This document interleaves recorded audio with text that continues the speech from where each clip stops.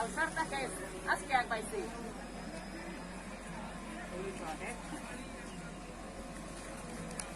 Lehenik eta behin esan nahi nuen niretzat ohore badela gaurko egunean zuekin egoteko aukera izatea.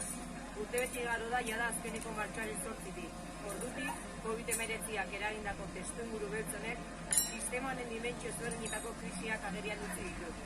Horregatik, hezkuntzatik, inoiz baino lanketa handiagoa behar dugu egin sistema kapitalista, heteropatriarkala eta arrazista arrakalatzeko.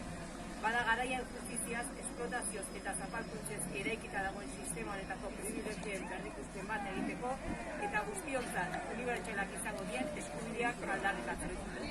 Gora borroka feminista! Gora!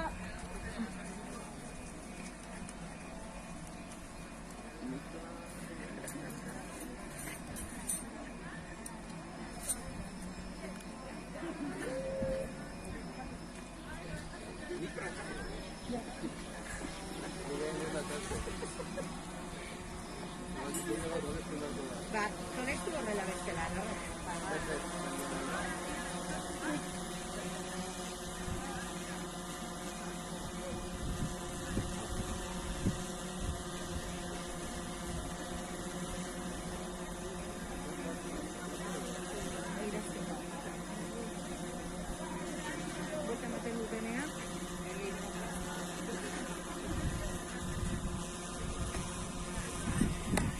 Apa!